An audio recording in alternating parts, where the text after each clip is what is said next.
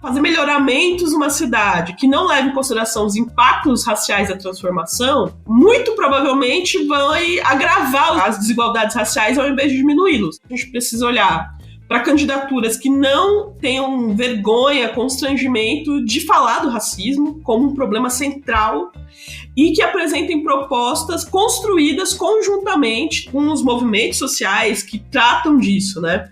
Tanto da questão da desigualdade racial, tanto da questão das desigualdades territoriais que a gente tem.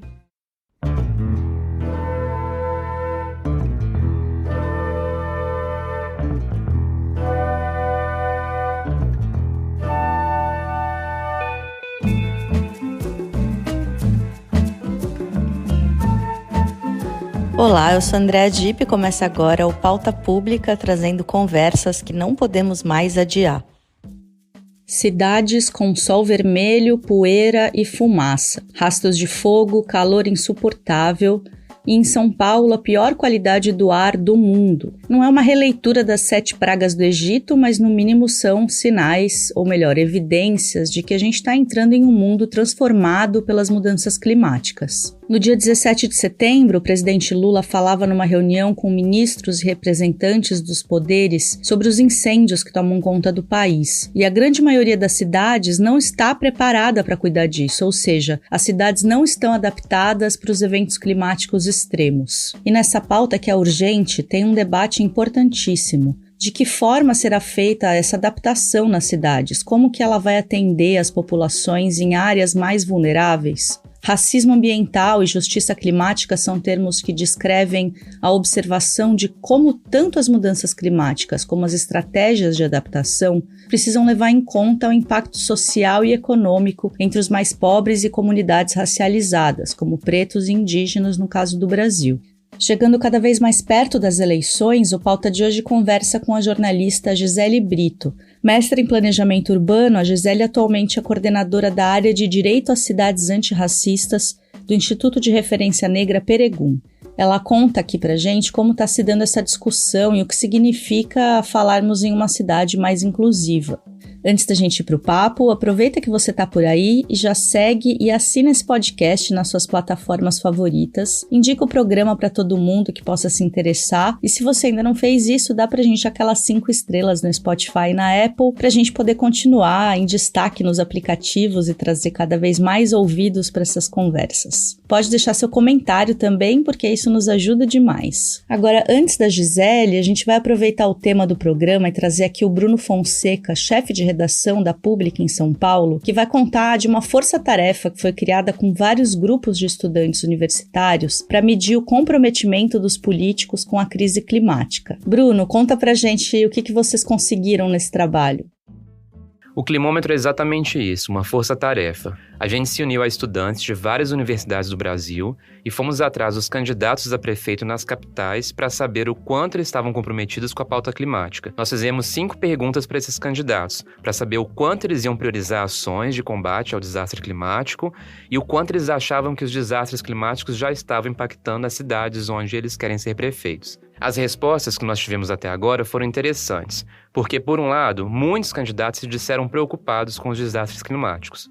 Por outro, há uma divergência. Alguns responderam que não acreditam que os desastres climáticos são reais e provocados por ação humana, e muitos disseram, inclusive, que a população da cidade não está preocupada com essas mudanças. Além disso, nós também checamos os planos de governo desses candidatos e como eles estão fazendo suas propagandas eleitorais, para achar incongruências entre candidatos que se dizem muito preocupados com a questão climática, mas que na prática acabam atuando no sentido contrário. Por exemplo, flexibilizando leis ambientais. A gente já recebeu respostas de mais de 50 candidatos a prefeito em todo o Brasil, mas ainda estamos buscando mais. Até o dia 4 de outubro, sexta-feira, antes das eleições, a agência pública vai estar recebendo resposta dos outros candidatos. E vocês podem checar o Climômetro no site da agência pública e ver se o seu candidato respondeu e qual o compromisso dele com a crise climática. Agora sim, vamos para a nossa conversa. Oi, Gisele, que bom te ter aqui. Que bom, obrigada, estou muito feliz. Então, Gi, para começar nossa conversa, o que é pensar uma cidade antirracista? Essa pergunta é bem importante, assim, Dip, porque cidade antirracista virou virou uma palavra solta, né? Vou dizer que é antirracista e pronto, né? Ganhei minha entrada, meu terreninho no céu. Isso também é uma vitória do movimento negro, né? Se a gente levar em consideração que antes falar sobre a desigualdade racial era um grande tabu, né? Então hoje isso ser usado como uma moeda de troca ali, como uma palavra mágica, também tem algo de importante nisso, significa que parte da sociedade está sensível a isso. Mas eu acho que é preciso, sim, entender melhor o que é. Hoje a gente, por exemplo, tem um programa, uma das cidades aqui da região metropolitana de São Paulo, que tem promovido remoções, privatizações, tem feito esforços para construção em áreas de preservação ambiental, e ela é uma cidade que carrega esse título de cidade antirracista, dada pelo Ministério Público, por exemplo, que tem um programa que tem esse nome. Então, eu acho que é importante a gente pensar que o enfrentamento ao racismo no Brasil é uma pauta de enfrentamento às desigualdades. Então, muitas vezes a gente fala assim, então basta eu dizer que é enfrentamento às desigualdades, e não é, na verdade, porque a gente percebe que se a gente não coloca a desigualdade racial e as várias dimensões da desigualdade racial como um problema central, e aí um problema a ser enfrentado frontalmente, né, as pautas de desigualdade, elas podem até ser efetivas, né, no enfrentamento das desigualdades, mas não tão efetivas no enfrentamento às desigualdades raciais. E, de novo, a gente tem várias pesquisas que mostram que a percepção da sociedade sobre racismo ainda é muito pautada no xingamento, na ofensa, que é racismo, que tem impacto muito grande na vida das pessoas, na autoestima, na forma como as pessoas conseguem seguir suas vidas, né? Mas a gente tem uma outra coisa que é ainda mais importante, que segue, de certa forma, invisibilizada, que são essas estruturas do racismo, né? Então, por exemplo, uma cidade antirracista, ela precisa enfrentar a desigualdade, ela precisa olhar para dados muito específicos dessa desigualdade. Por exemplo, meninos negros são os que mais abandonam o ensino já nos primeiros anos do ensino fundamental. Então tem claramente ali algo que acontece para os meninos negros que faz com que eles, ainda no meio do ensino fundamental 2 ali, eles se sintam desencorajados a ir para a escola e se sintam mais atraídos por outras formas de aprendizado, né? Então, uma política generalizada, que pensa em evacuação escolar, que pensa em permanência escolar, mas que não dá conta dos problemas específicos, que são todos atravessados pela questão racial, tanto pela forma como as pessoas que estão dentro da sala de aula tratam esse aluno, né, como os coleguinhas tratam esse aluno, né, as questões de identificação, tem uma série de coisas, né, de políticas públicas aí. A gente sabe que as mulheres negras a saúde, por exemplo, tem alguns programas, né, relacionados à saúde da mulher negra, porque a gente sabe que algumas doenças são mais incidentes na população negra. Não por uma questão biológica, mas por questões que são também contínuas. Então, a qualidade da alimentação, né, que vai levar, por exemplo, a você ter mais casos de diabetes. Então, tudo isso tem que ser tratado, enfrentado como um problema. Então, eu trabalho bastante com a questão da própria desigualdade na estruturação da cidade, né? Então, assim, hoje a gente vê que... Hoje não, isso é histórico, né? O desenvolvimento tem sido uma ferramenta do embranquecimento, né? Desenvolvimento é embranquecimento. Mas quando a gente está numa periferia e aí a gente começa a ter reivindicações, por exemplo, eu quero alargar uma avenida, porque eu passo muitas horas ali, é muito trânsito e tal, e no centro também, né? Quero construir uma estação do metrô, mas tem um impacto racial imenso, que ele não é visto como importante, né? Nem na hora do planejamento, nem na hora da execução disso. Então, você fazer melhoramentos numa cidade que não leva em consideração os impactos raciais da transformação, muito provavelmente vai agravar as desigualdades raciais ao invés de diminuí-los. E aí, pensando nas eleições municipais, né, do ponto de vista prático e a partir da ótica das periferias do país, o que o eleitor deveria observar nas propostas de um candidato? Acho que é muito importante a gente pensar em candidaturas que têm um compromisso mais extenso. A gente tem um contexto em que a desigualdade ela é tratada só como uma questão de competição, né? Assim, então, vou criar mais oportunidade de formar... Acho que a gente precisa olhar para coisas que sejam mais estruturadas, a gente precisa olhar para candidaturas que não tenham vergonha, constrangimento de falar do racismo como um problema central e que apresentem propostas construídas conjuntamente, tanto com os movimentos sociais que tratam disso, né? Tanto da questão da desigualdade racial, tanto da questão das desigualdades territoriais que a gente tem. Você chega hoje em territórios assim, no Grajaú, né, na Belmira Marim, na Zona Leste, na Zona Sul, a dinâmica econômica que está rolando ali é tão intensa, né? A paisagem que está rolando ali é tão diferente da paisagem que o Brau cantava, né, no fim de semana do parque, por exemplo, que as demandas elas são mais complexas, né, do que esses lugares precisam, né? Então, a gente precisa talvez de menos a ideia de construir do que a ideia de aprimorar políticas, né? Mas eu acho que cada eleitor ele tem que observar isso na sua região, mas isso tem que ser articulado com prioridades que são construídas coletivamente. A gente está vivendo um período aí na política que as pessoas não têm projeto coletivo, né? E isso é muito ruim. Isso leva ao autoritarismo, ao individualismo, ao personalismo, né? Cada vez mais gente perigosa, assim, disputando poder. E, Gisele, as principais cidades do Brasil vivem uma onda de calor e contaminação do ar comparável às cidades mais poluídas do mundo, né? Como Nova Delhi, na Índia, Jacarta, na Indonésia. O país está em chamas, a gente tem focos na Amazônia, no Centro-Oeste, no Sudeste. As inundações no Rio Grande do Sul foram sem precedentes. Mas, apesar disso, a crise ambiental não aparece nas propostas da maioria dos candidatos às prefeituras das cidades e municípios. Por que isso? A questão climática não deveria estar no topo da lista dos nossos debates? Com certeza. Até porque, né, Dip, eu acho que essa questão das mudanças climáticas, né, desses eventos extremos, a gente tem que entender de novo, voltando lá, né, no começo da nossa conversa, são problemas do nosso modelo de desenvolvimento. Aí não é só nosso aqui no Brasil, não é só nosso aqui em São Paulo, mas é do modelo de desenvolvimento mundial, mas que a gente precisa discutir esse desenvolvimento, né? Então, a gente precisa discutir isso a fundo para ter soluções a fundo. O que está acontecendo aqui em São Paulo, a gente vê outra coisa, a gente vê como que as gestões públicas acumulam pouco com as emergências, né? A gente viveu uma emergência que passava pela questão respiratória, né? Por doenças respiratórias, por impactos das questões respiratórias há pouco tempo.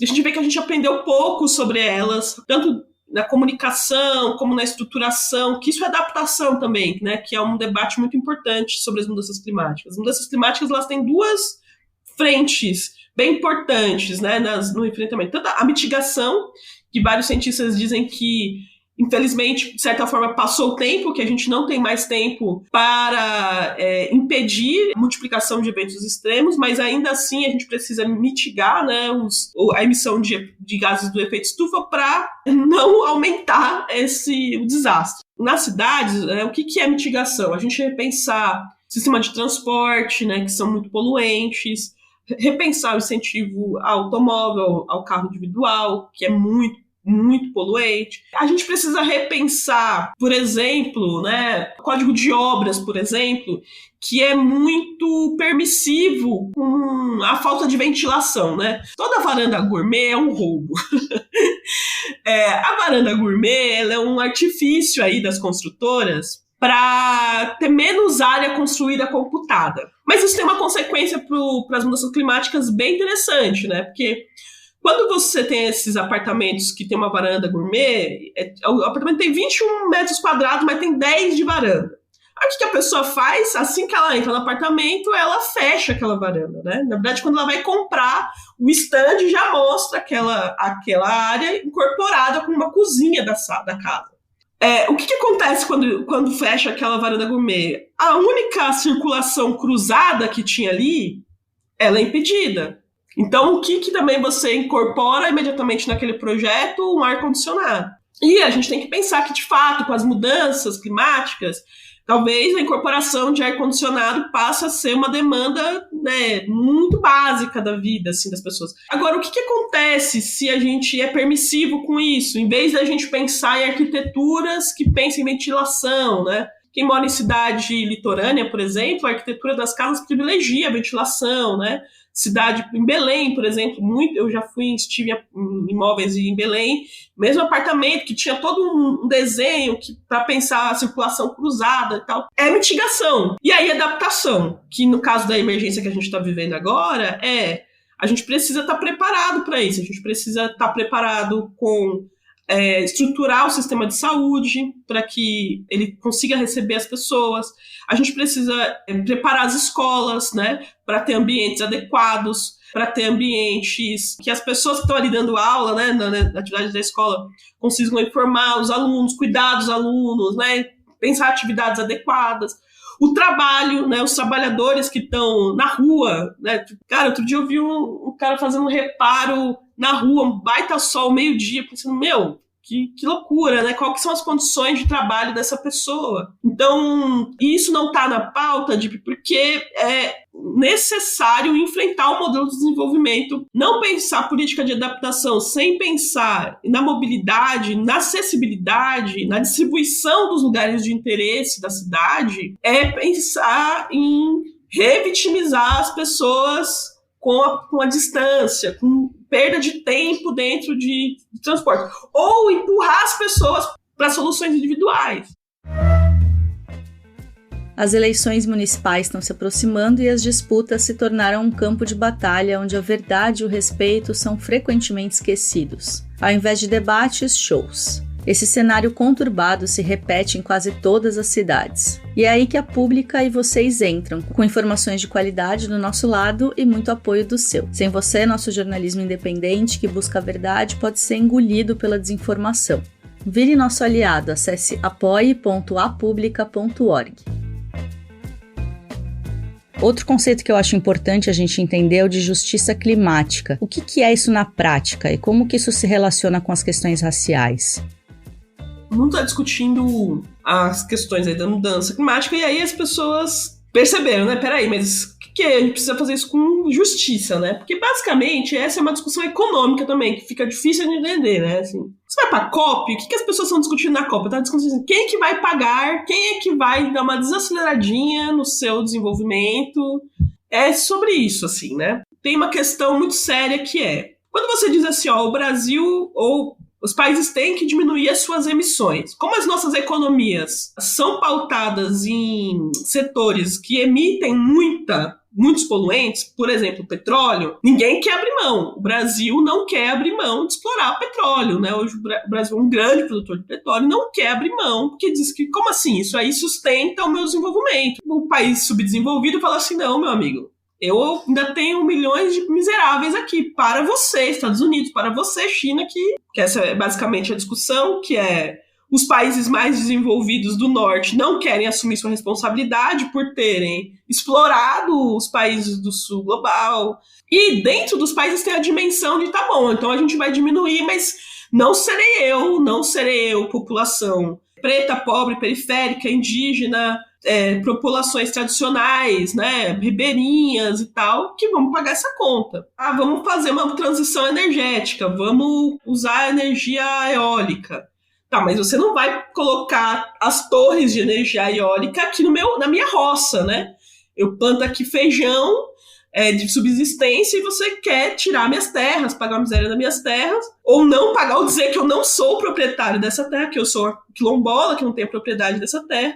E isso é justiça climática, porque a partir da solução dos problemas atuais, a gente provavelmente vai criar outros problemas. E a gente não pode criar esses problemas para as pessoas que já são as mais afetadas pelos problemas que a gente está vivendo. E a gente acha muito importante frisar que não existe justiça climática sem justiça racial. Porque a injustiça climática ela é racismo ambiental. Porque é atribuída à população negra, as populações racializadas, de modo geral, e aqui no Brasil essas populações são especialmente as negras, as indígenas, né, as populações tradicionais, é delegadas a ela os territórios com mais vulnerabilidade ambiental, então elas já são mais vulneráveis. Então quando você faz uma adaptação, você não pode empurrar ela para outra vulnerabilidade ou para fazer ela vivenciar uma vulnerabilidade que ela não existia. Por exemplo, a gente sempre tem essa discussão, né, aqui em São Paulo, que é uma cidade fluvial, mas que na real a gente nem pensa que tem rios, mas São Paulo foi uma cidade fluvial. Vamos abrir os rios, né? Vamos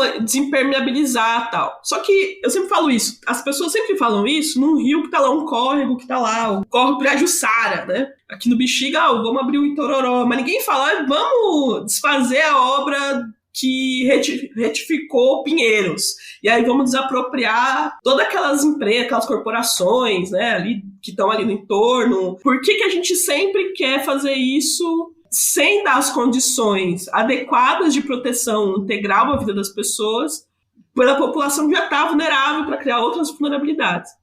Então é muito importante a gente se perguntar os impactos, e aí os impactos raciais dessas adaptações, né? É muito importante que o Brasil pare de investir em petróleo mesmo, né? Mas a gente precisa pensar como que a gente vai incluir as pessoas nesse sistema produtivo. Então, se os meninos negros são os primeiros que saem da escola, que abandonam a escola, será que eles vão ser empregados nas novas economias? Ou eles vão ficar excluídos, né, nesse processo?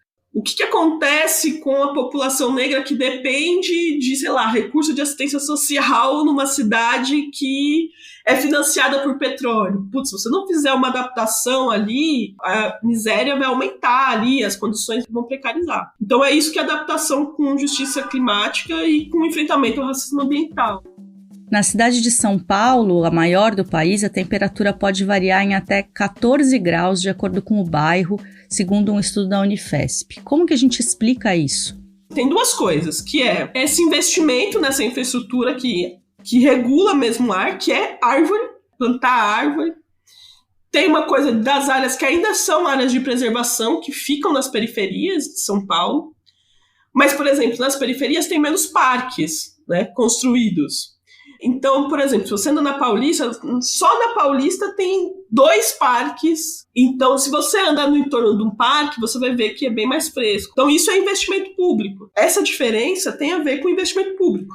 E aí, o que acontece? Quando a gente fala dos impactos do desenvolvimento das áreas, a gente está trabalhando aqui com a história do Bexiga, né, do Saracura Vai-Vai. Está chegando agora o metrô lá, enfim, o Mobiliza começa por conta do encontro de um sítio arqueológico, que hoje já tem mais de 30 mil peças, alguns achados de práticas religiosas, infraestruturas, inclusive da canalização do rio que tem ali. E a gente sempre bateu na questão da memória e da permanência, né?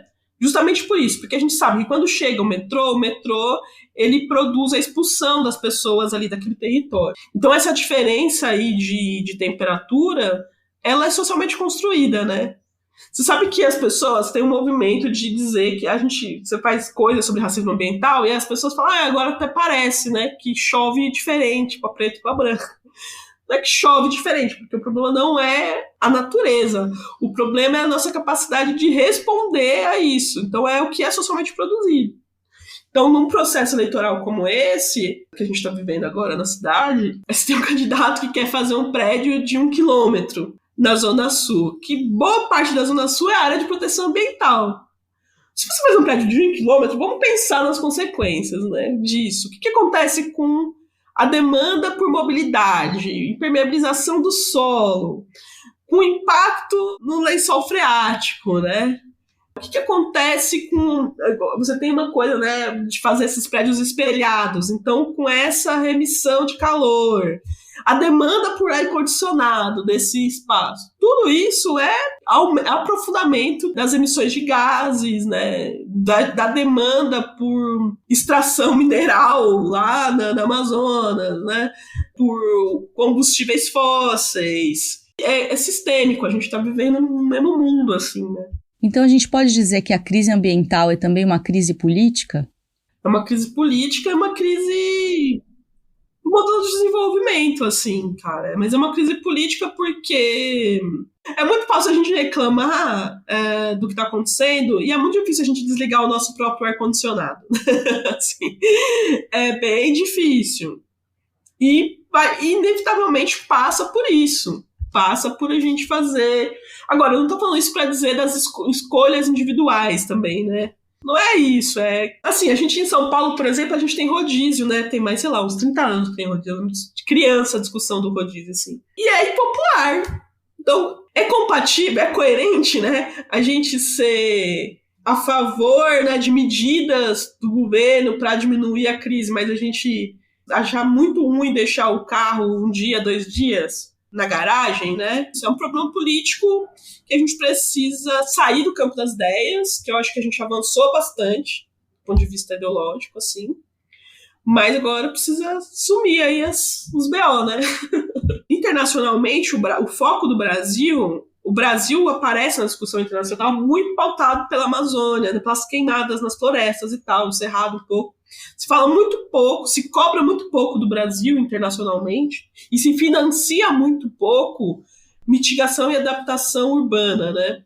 Tem um problema aí, um problema de diagnóstico, um problema político, porque aí você tem pouco financiamento, você tem muita pressão internacional para conter os incêndios na floresta, mas tem muito pouco debate e pressão internacional para fazer adaptação dos modais de transporte, né? Ou disso, né, da produção imobiliária.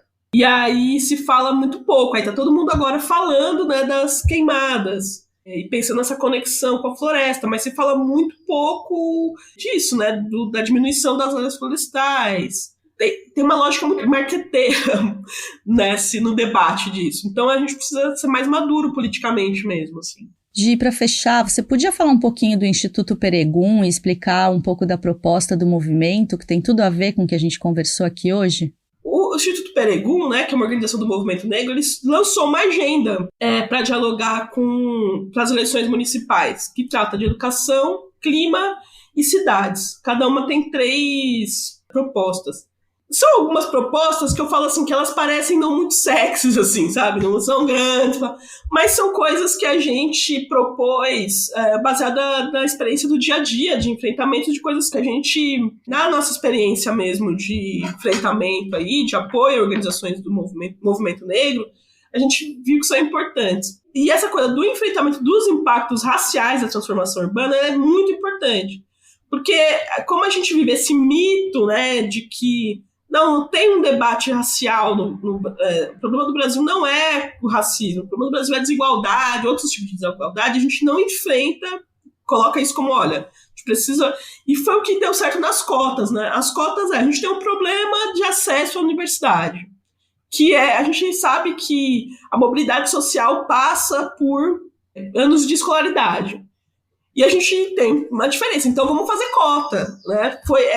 Foi estratégico fazer isso. É esse tipo de raciocínio que a gente tem que adotar em outras coisas. A gente sabe que tem um problema de desigualdade no impacto ambiental, né? No impacto, sei lá, de eventos extremos. Então a gente tem que ser direto, né? O que a gente pode fazer para diminuir esse impacto? Porque, como diz, né? Quando uma mulher negra se move, quando uma mulher negra se mexe, ninguém fica parado. Né? Não é que ao fazer isso com a população negra, as mulheres negras, os homens, os meninos negros, você está deixando de se relacionar com as outras camadas da população. Pelo contrário, né? Ele é um efeito muito mais de fundo. Acho que esse é um bom caminho para escolher uma pessoa aí. É saber se ela se comprometeu com uma agenda que é uma agenda construída dentro do movimento negro. Né? Gi, muito, muito obrigada. Muito bom te ouvir. Gente, obrigada. E muito legal conversar com as pessoas que eu admiro pra caramba. Um beijo, gente. Este podcast é uma parceria da Agência Pública com a Rádio Guarda-Chuva. Jornalismo para quem gosta de ouvir. E chegou a hora da gente recomendar um programa da Rádio Guarda-Chuva para você emendar na sua playlist depois do Pauta. O Finitude é um podcast apresentado por Renan Suquevicius que mergulha em questões de vida e de morte.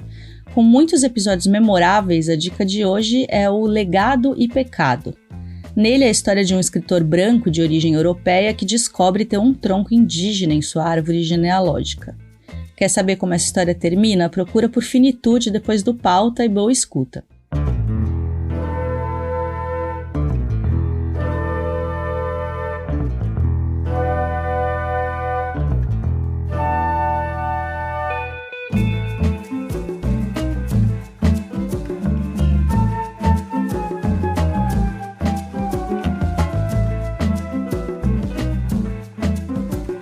chegamos ao fim de mais um Pauta Pública. Muito obrigada para você que ficou com a gente até agora.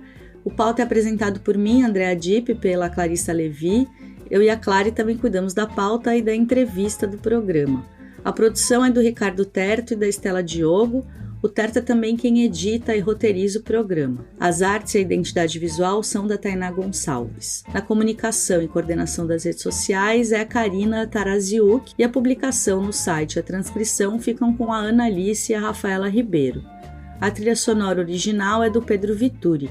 A coordenação das redes de podcasts é da Cláudia Jardim.